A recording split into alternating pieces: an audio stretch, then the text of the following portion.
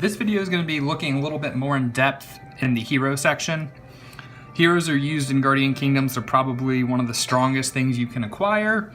There are 3 different ways you can basically pick up hero shards. Hero shards are used to unlock the heroes. They're also used to star level them up. You can see right here that basically I'm going to need 250 more to get Phoenix up. The 3 different ways to really start collecting these is bossing, which you can do through your quest page, and then you select your boss and you fight them. After the battle, they give you roughly 1 hero shard per 100 troops lost. Don't hold me to that. Another way you can do is actually collect battle chest. So when you're fighting and you beat an opponent, after you beat 3 to 5 opponents, usually a battle chest will drop for you. This battle chest can come into 4 different tiers. There's a 2-hour, a 4-hour, an 8-hour, and a 12-hour. The 8-hour and 12-hour drop hero shards directly. The 2-hour and the 4-hour will drop battle coins, and that takes me into the hero shop. This is where you use all your coins. Battle coins are basically given, and you can use them to buy 5 hero shards directly of currently this is the selection. You also, during bossing, will, along with getting hero shards, you actually get boss coins. And boss coins are used on the boss shop side of the hero shop.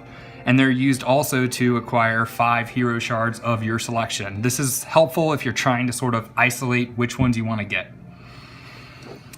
Alrighty, and then the last way you can actually collect hero shards is if you go into your tavern. The tavern has quests where you use heroes, troops.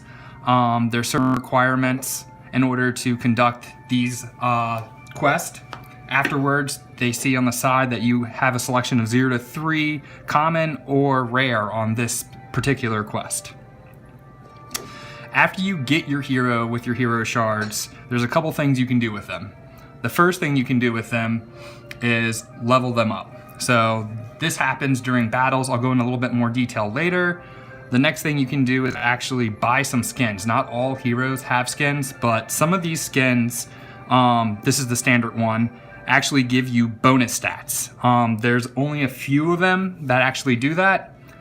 So you can go through and look at the different skins. There's another skin here that actually gives you bonus stats. And I guess the last way, you don't really acquire hero shards, but you can fuse. And this is a way to transfer hero shards from one hero to another. There's an exchange rate. You lose a little bit, but if you're trying to really upgrade a particular hero, that's a way to upgrade them. Now we're gonna go into leveling a hero. So there's 2 different ways you can level a hero. The first way is actually using them in a fight. So when you hit the fight button in the bottom left, if you use a hero during the battle, at the end of the battle, you will get experience depending on the enemy. And the other way that I actually really recommend is actually going through your quest, and I'll show you really quickly. Let me finish this one. That's lovely. So I'm gonna finish this quest, and the key to doing this is only dropping 1 of your heroes. If you drop 1 of your heroes, it will massively increase their experience. So it's really helpful once you get to a higher level to upgrade your heroes using this method. Because usually you'll use, I'd say roughly under 700 troops, and it gives your hero dramatically more experience than any other method. You can actually get around 12k experience in one of these battles, and you can use your hero at the very end of the battle, and it will allow you basically to reduce the cooldown time, so you will be able to use it immediately right away again. So after we did that, I'm just gonna throw some people down.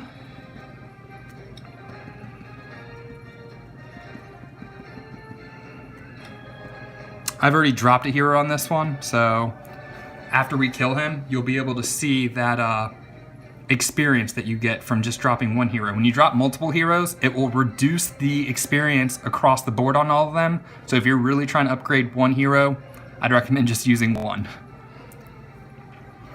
Another fun thing to know is the higher star level your hero is, the more experience you'll get per battle. So a 8-star hero will get dramatically more experience than a 2-star. So there's a 4-star, got 14k, levels them up. You get your boss chest. I'll go through this real quick. When you get this, you're gonna get your hero shards and your boss coins.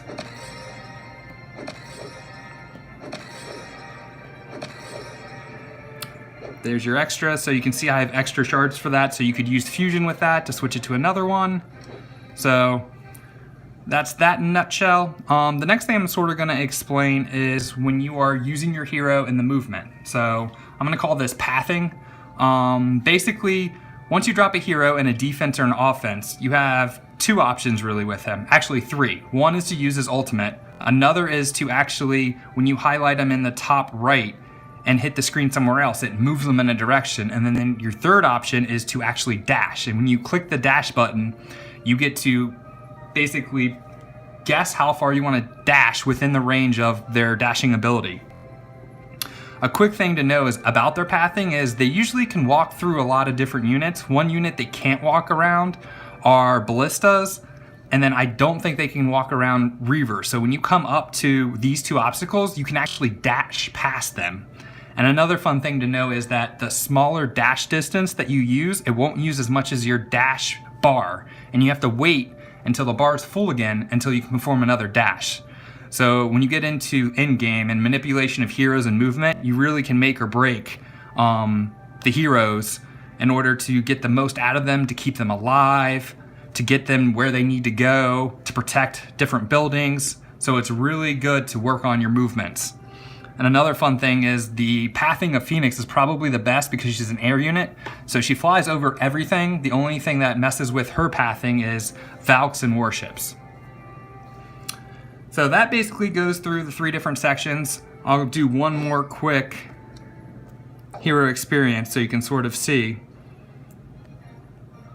And then I can do some movements for you. I've already dropped 1, but so I'll drop 2 just so you can see sort of the movements. This is the dash bar right here. You can see the circle of where he can dash. If you do a short one, you can see the bar doesn't totally deplete. This is the ultimate. You can go ahead and use that. When they're not in range, you can pop them into range and it'll continue using the ultimate. And let me get in there. Drop some troops. You can see on the bottom, they actually arrange them for you. All the epics come first, then your rares, and then your commons. And then once you go to each section, you'll have your highest level, star level, from left to right. So you have your highest epic there, then you go to your highest rares, and then you have your highest commons. So that's something they kind of improved.